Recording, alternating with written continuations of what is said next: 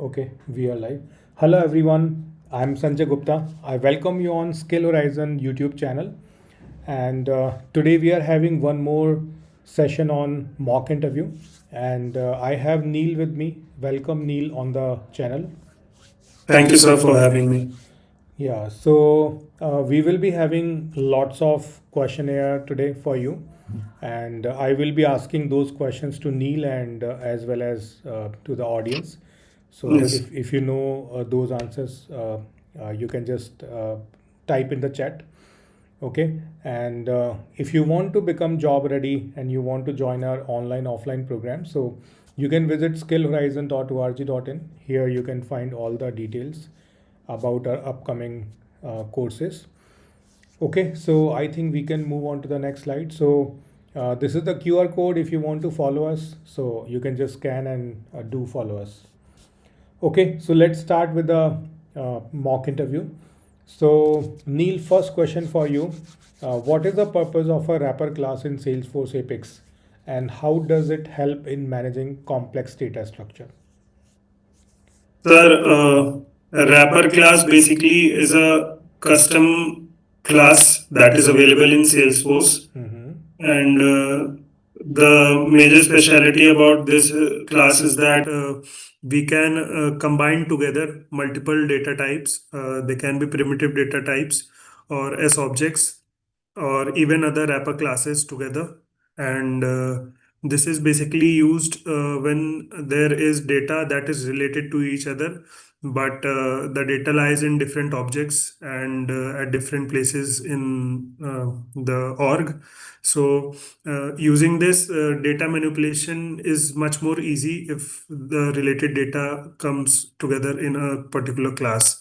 And an example of this could be wrapping together a particular account and its related contacts so that working on the data can be easier. Okay, one question into this. We can wrap S objects.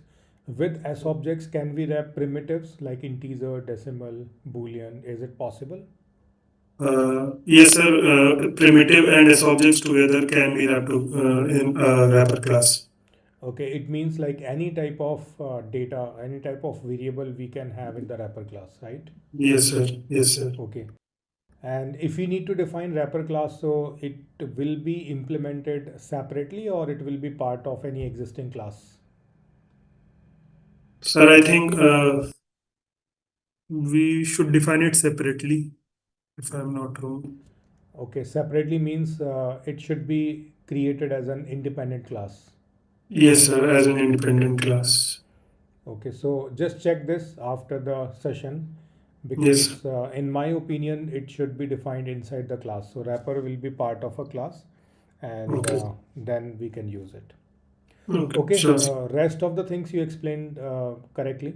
So Yes. those who are attending this session, so whatever Neil explained, so those things are correct. So this is a very good question, and in most of the interviews, like 2 plus, 3 plus, or maybe beginner level interviewer may ask you like wrapper class, and if you go for an experience interview, so they can ask you any scenario as well, like in which scenario you have used wrapper classes, right?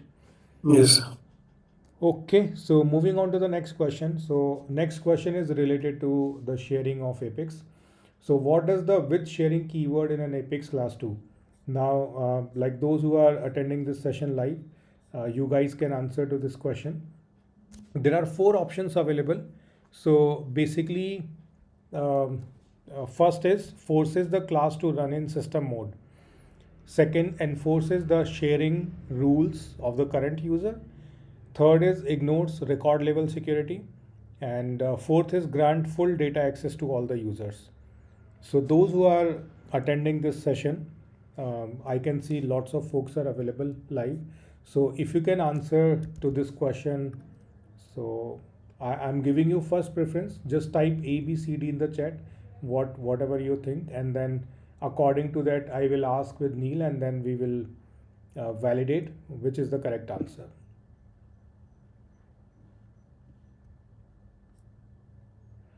Okay, there are responses coming up. So Chandrababu Ravi is saying A.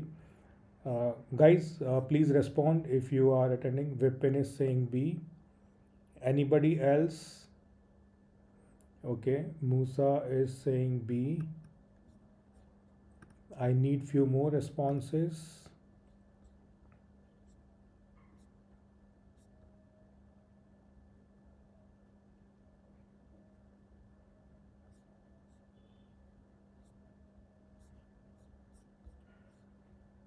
Let me check. Subhashini is saying B. So what you think, Neil?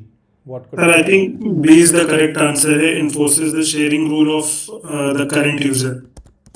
Okay, can you explain little bit more about Yes, this? sir. So with sharing keyword, basically it is written in the class and Apex class, and when the Apex class is run, when it is executed, then the user, that is the logged in user who is executing that particular class, the sharing rules that are applied to that particular user are enforced upon that class as well. Okay, Yes. so as per you, B is the correct answer, right? Yes. Yes. Okay, can you tell me like apart from with sharing, what all sharing we can write with the class? So there are two others, without sharing and inherited sharing. Okay, Yes. so what is the default one? Like if I don't write anything, what will be the default sharing? So I think the default is without sharing. Right. Yes. Okay, yeah, all your answers are correct. So we can move on to the next question. So for this one, for number two, correct answer was B. Now let's move on to the next question, question number three. So what is the default behavior if a class is, I think we already discussed about Yes, this. yes, yes. Now we answered. So which one will be the correct answer according to you? Sir, C. C is the correct answer. It runs without sharing by default. Yeah, so I already asked this question, so it is Yes. available here, and you can see C will be the correct answer. If there is no sharing modifier available, so it runs without sharing by default. Okay, Yes. so let's take question number four. So this is related to test class. So in test class we have two annotation. One is at the rate test setup and another is at the rate is test. So can you please differentiate between them? Sir, both these annotations are used in the context of test class. And when we look at the rate is test, it basically is used to declare a test class or a test function. So the class and the function within which we are testing our Apex code, we need to mention at the rate is test. And so that would be understood uh, by the Salesforce, that would be understood as a test class the uh, by the machine. So, and at the rate test setup basically is used to create data for testing. So when we create a separate function just to insert data for the purpose of testing, then we declare that particular function using at the rate test setup. So these are, as per me, the basic use cases of these two keywords. Okay, and at the rate is test. We need to use with both like class and method, right? Yes, sir. Okay, one more question. If we have a test class Yes, and sir. that test class is marked as at the rate is test, and Yes. that test class is having five methods, okay? And out of Yes. those five methods, three are having at the rate is test and Yes.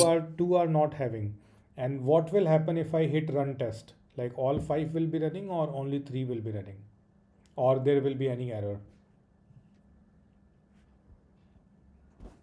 So, since test class is it is a class, so I think the method should also have its test. So the three methods that have its test will be created as will be treated as part of the test class. Hmm. And I am guessing here that probably the other two that do not have the test class won't be run as part of that test class. And will we be getting any error if we do that?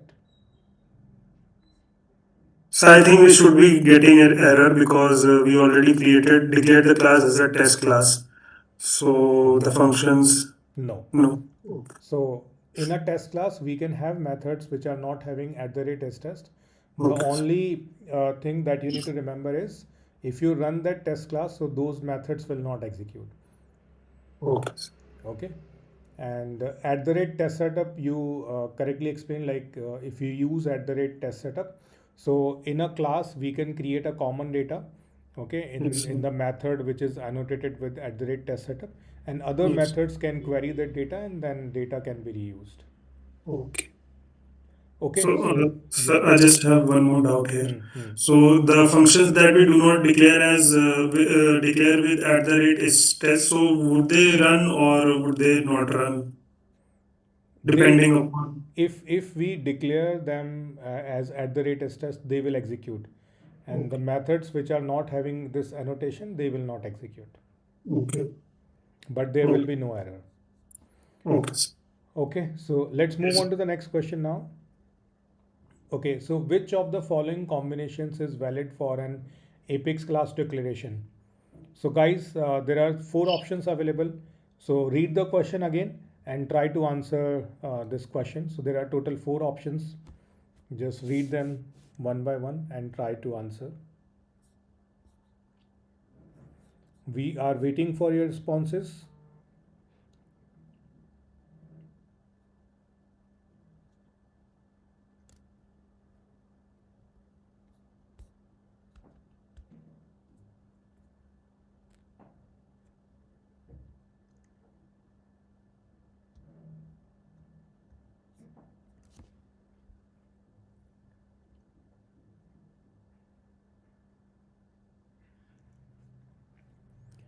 So try to answer. Maybe it is incorrect, but try at least try. Okay, so there is one response from Suraj. Suraj is saying it should be A. Let me see if there are any more responses. So this is very easy question. So just try to read and guess the correct answer.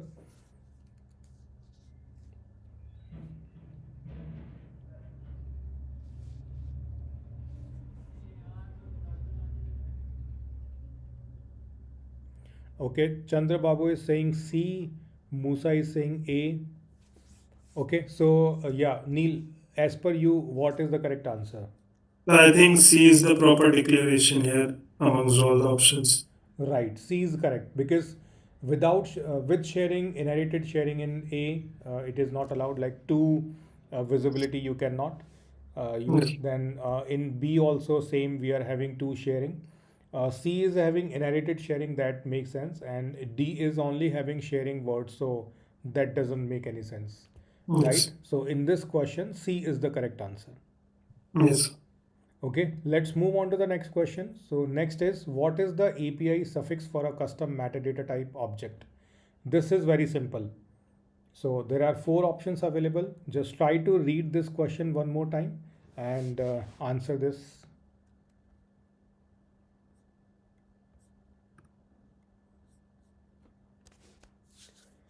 So I need more answers. Come on, guys. Lots of people are already there on the live stream. So just try to write the correct answer. Even if your answer is not correct, at least try to attempt.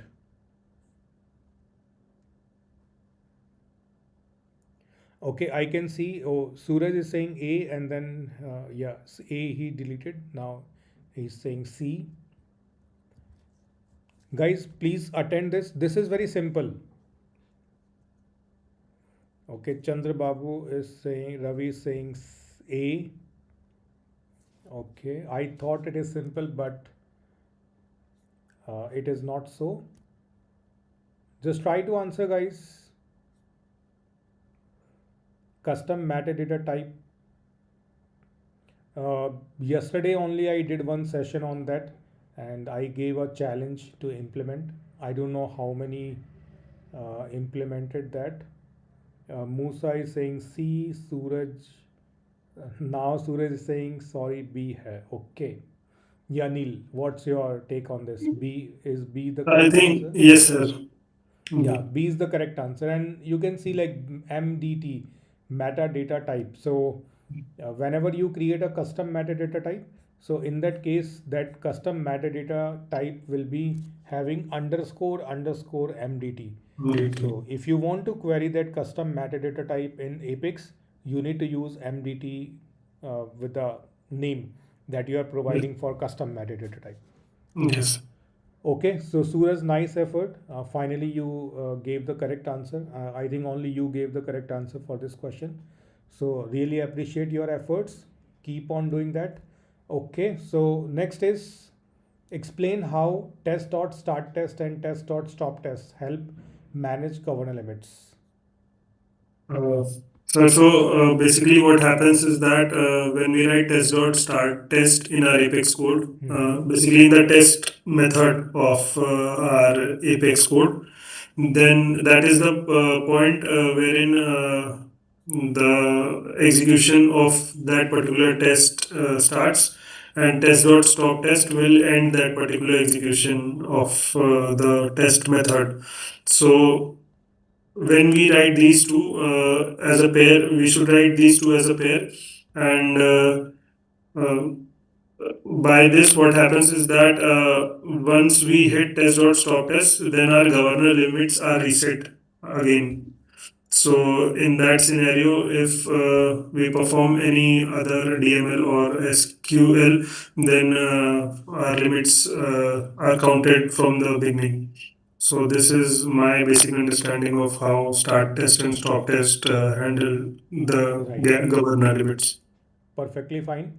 And Suraj, you also answered correctly. Governor limit reset, like for particular method, it reset the governor limit, right? So Yes. one question, can we have this pair multiple times in one test method? No, sir. I think only once it is possible to have test dot this pair, Right. start test and stop test. Okay. And this here test and start test and stop test. So what is test? So test is basically uh, uh, standard. This it is basically a class, and start test is the inbuilt method in that Okay. particular class. Okay. And test, the class that you are saying, it is also inbuilt or user defined? Yes, it is also inbuilt. Right. So Yes. both test is a class and start test, stop test, both are methods which are available in that class. They are Yes. static method and everything is pre-built. Yes. Okay, yeah, this is right. Okay, let's jump on to the next question. Okay, this is a objective question. So which of the following statement about Salesforce Apex code deployment is true? Okay, this is related to deployment. So there are four options available. Everyone please read the question again and then read all the options. And I'm waiting for your responses. We got few more folks joined the live stream, so I need answers, as many answers you can give in the chat. So it will boost our confidence. Neil will be happy, like he's supporting Yes. me on this mission. So we are Sir, I trying. need help on this one. Yeah, so we are trying a lot for you so that you can have like different interview questions. Although we are trying to cover the beginner like 0 to 2 or 0 to 3 years of experience interviews we are covering right now. So just try to read the question and answer, and just let me know in the chat which is the correct one.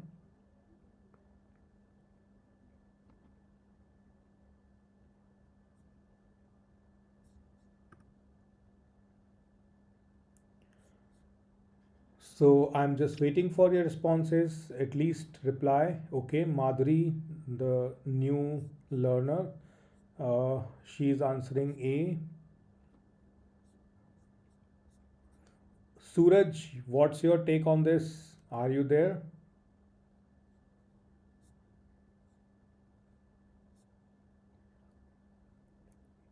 Please answer so that we can proceed further. We need your answers first, then only we will be moving forward.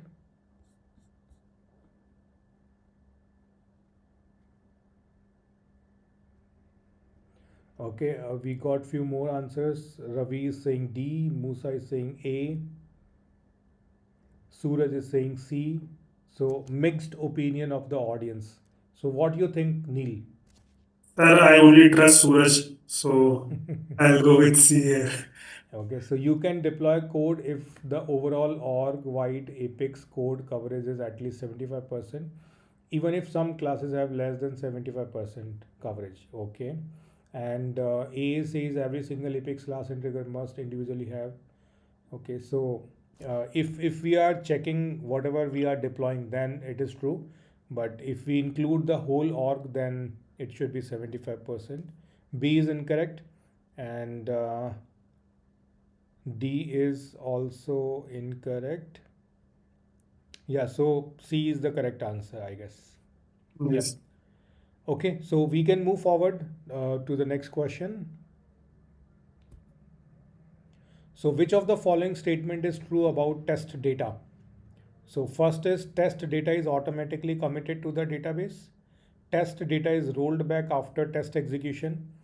Test data remains visible after test finish. And test data is stored permanently in test context. So, four options are there. This is also confusing. So, read the question twice and understand all the options one by one and try to answer them.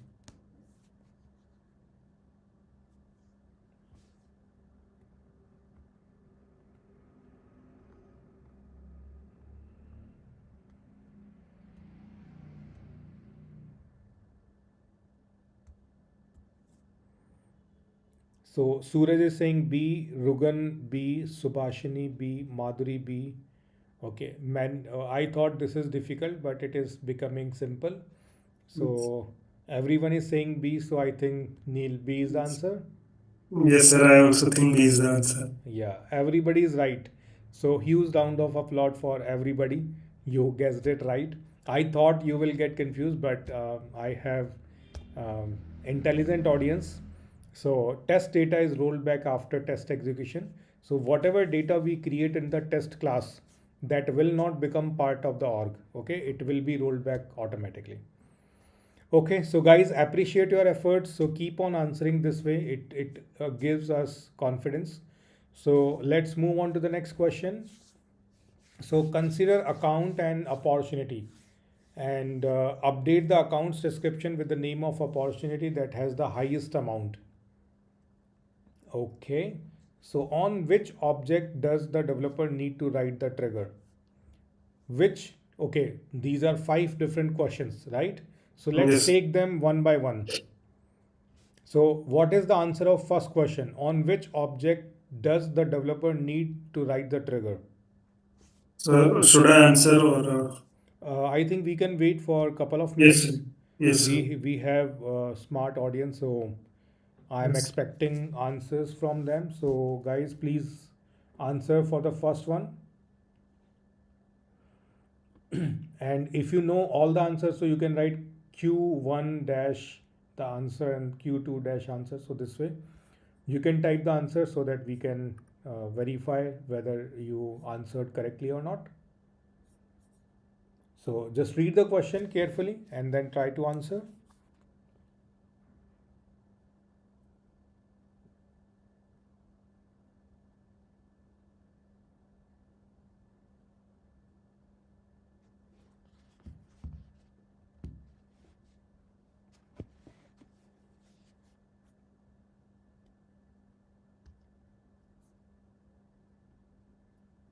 Okay, people are saying account. So I think it is right. What do you think, Neil? Sir, I think the trigger should be written on opportunity because when we update or insert an opportunity, that should be our triggering point to check the highest opportunity. Yeah, you are right. So it should be opportunity. So we will be creating opportunity, and on opportunity creation, we need to update the related accounts description. Right? So first question's answer will be opportunity. Yes, Now, sir. second is which type of trigger is being used, before or after?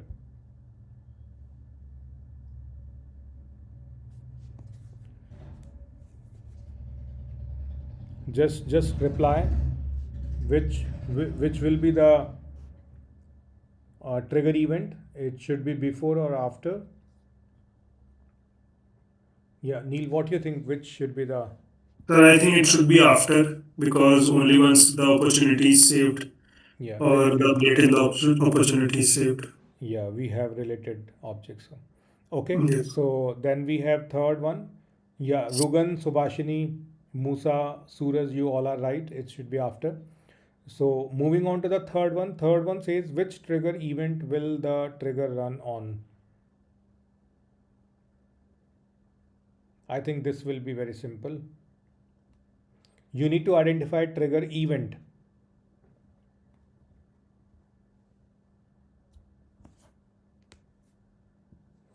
So I can give you some hint, like it can be before insert, before update, after update. So you need to choose one from them. So Subhashini is saying after update. Suraj is also saying after update. What do you think? Sir, I think after insert and after update, those are the two events that will completely Right.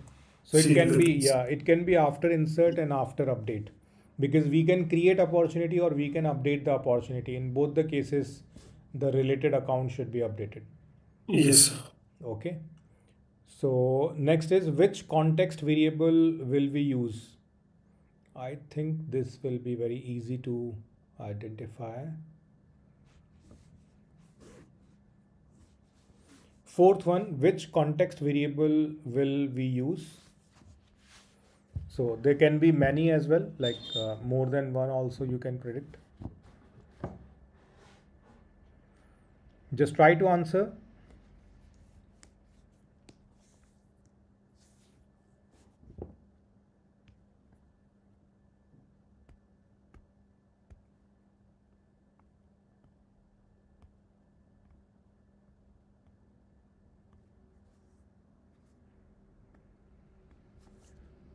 Okay, I think Neil, you can cover up this one. Sir, I think trigger dot new Hmm. and trigger dot new would be used in this case. That will provide us with all the new opportunity values. And then what we can do is that we can check with the already populated description, or what we can do is that we can query the remaining opportunities and then we can compare. So, Okay, so here if we're talking about context variable, so it will be like trigger. We will be having trigger dot is after. Okay, trigger yes, dot is insert, trigger dot is update, trigger yes, sir. dot new, a trigger dot old map. Trigger dot new if you are passing into the insert method, and trigger Yes, dot new and trigger dot old map if you are passing data into the update one. So all these context variables will be used. sir. Okay, and which DML operation will we perform? You can answer. Sir, I think we'll perform the update DML operation here for account. Right. We need to update the account, so update DML will be required. Yes, sir. Okay, so I think this particular question we have covered, and we have discussed all the answers. Yeah, Yes. moving forward. So next question is what is the maximum number of test classes you can run simultaneously using the developer console? So it is 50, 200, 500, or no fixed limit.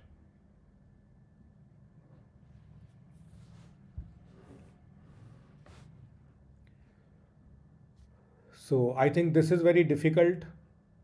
You can do Google or ChatGPT, then only you will be able to identify. So I allow you to do that. Just Google or ChatGPT, and then you can answer, because I doubt you might be knowing this.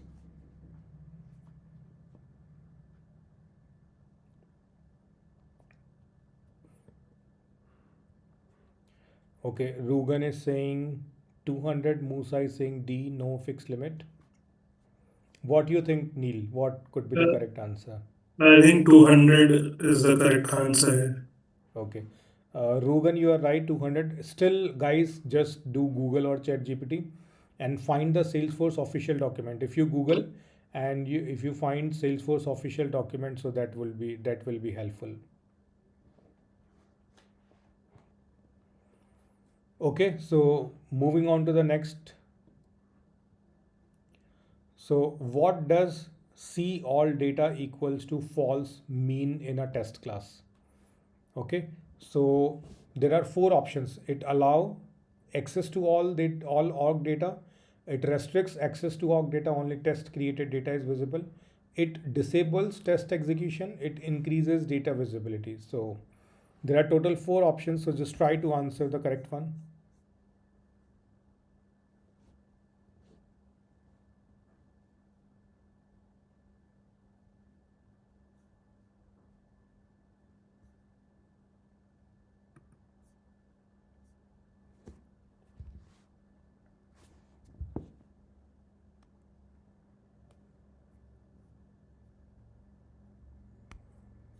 We are waiting for the responses for question number 12.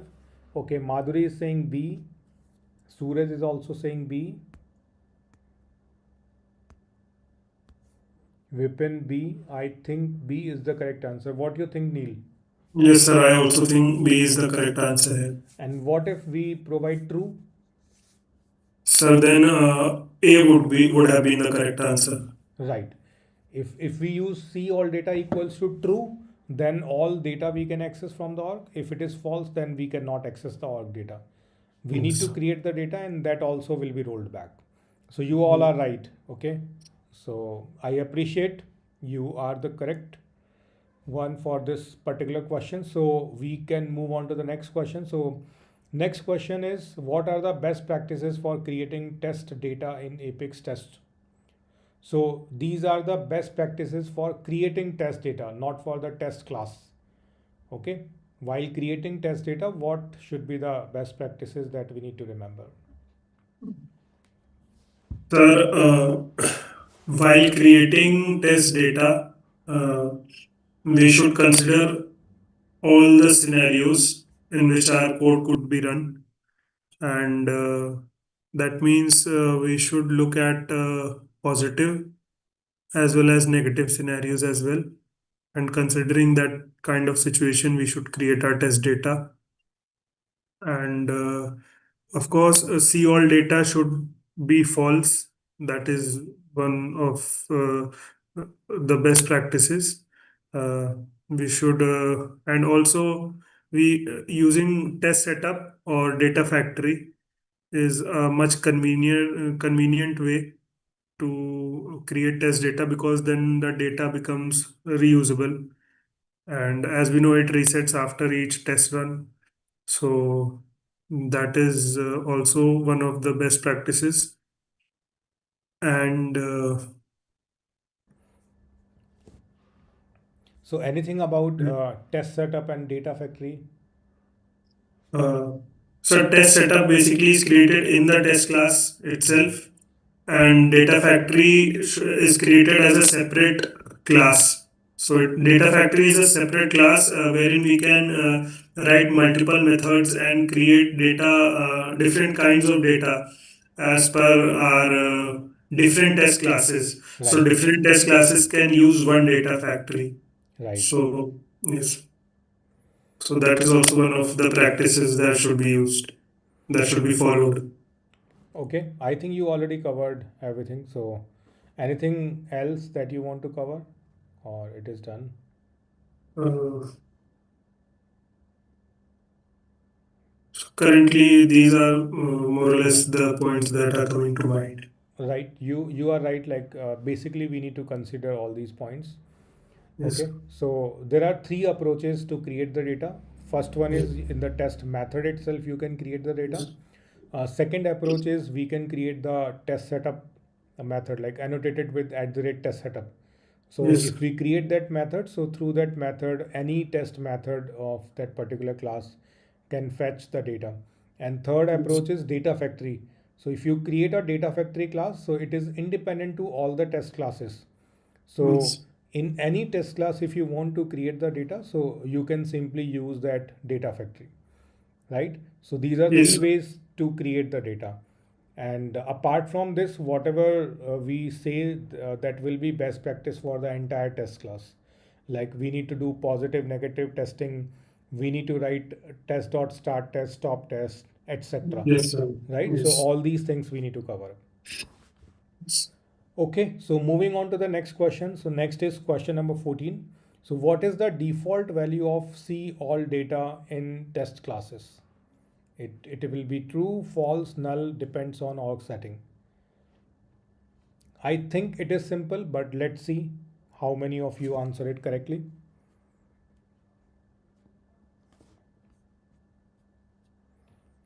So just try to answer for this question, and I want to see like how many of you are correct.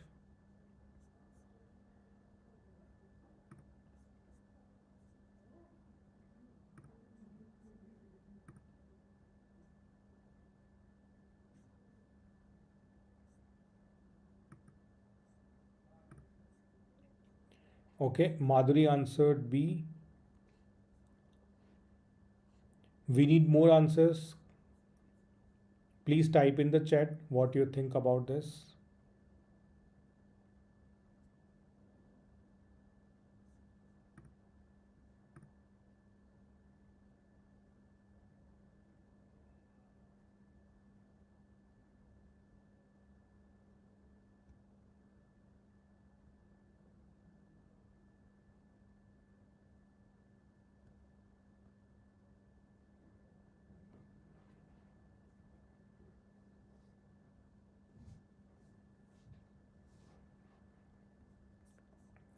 Let me see the responses. So I can see B and C is also there.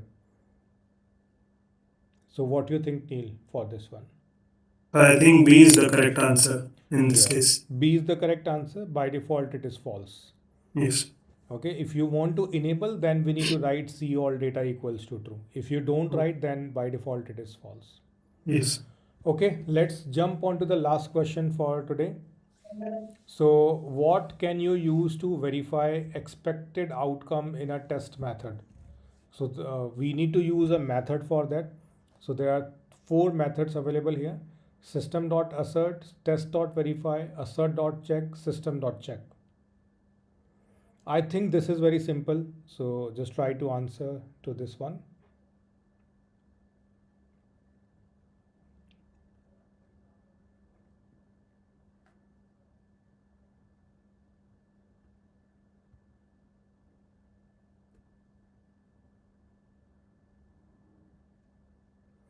Okay, Subhashini is saying A, Madhuri A, Musa is saying A, Avantika A, Suraj is also saying A. So, do you want to go with the audience, Neil? Yes, sir. Audience is correct in this case. Right. Mm. So, there are two methods, system.assert and Mm. system.assert equals. Yes. Okay. So, these two methods we can use, and these are very important. And I would say it is mandatory when you are writing test class. So, we need to validate the data as well. Like whatever logic you are testing with the test class, if you Yes. validate, then only the test class will make sense. So test class basically we write to cover the code, but apart from code coverage, we need to validate the data as well. Okay, so those two are the major requirement of test class, and one we accomplish with system.assert and system.assert equals. Good. Okay, so these are the 15 questions that we prepared for you, and like now in the next session what we will be planning, so we will be doing something differently. So I will be giving you some tasks to Neil, as I used to give to uh, Utkarsh in the previous session. Like we will be having some uh, live implementation, because in some of the interviews the interviewer ask you, they will give you some requirement and they will ask you to write the code instantly. So I will be Yes. giving you some requirements to Neil, and he will be implementing the solutions live in front of you. Okay, so this is how we are helping you. Okay, so I want to help community so that you can prepare yourself for the interviews with the help of these mock interview sessions. And initially I started with Utkarsh, and due to some project engagement he got occupied. So I discussed the same thought with Neil. He agreed, and let's see how many session I will be doing with him. And I will continue this series for you, and will try to give you more and more content so that you can go through and you can learn something new. Subhashini, topic will be trigger itself. So it will be based on trigger and test class. So those type of questions we will be giving to Neil, and we will see how uh, quickly he will be able to solve. Okay, so I hope Neil you are enjoying coming live on YouTube. It will Yes, be sir. Yes, sir. It's my third time now. yeah. Yes. Okay, so we'll be having few more sessions soon. So thank you guys for joining this session live, and thank you for being like active audience, and you answered lots of questions correctly. Few were incorrect, but I think after watching this session you are able to understand those.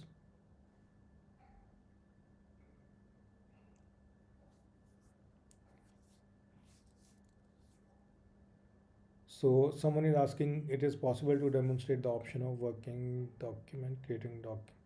No, actually in this mock interview, we are just focusing on the interview preparation only. Okay. So Subhashini, next session, I need to check. I will schedule the live stream, and you can scan this Telegram community QR code, because in that community I will be sharing the reminder, so you can be part of that. And next week probably I won't be having any session because I am not available. Next to next week we will be having session. So uh, like third week of November and fourth week of November, we will try to have two sessions every week, so that four more sessions will be there in this month. Yes. Okay, so this is it for today. Thank you, Neil, and thank you, audience, Thank you, for sir. joining this session. Yes, sir. Thank you so much, sir, Okay, for bye this. everyone.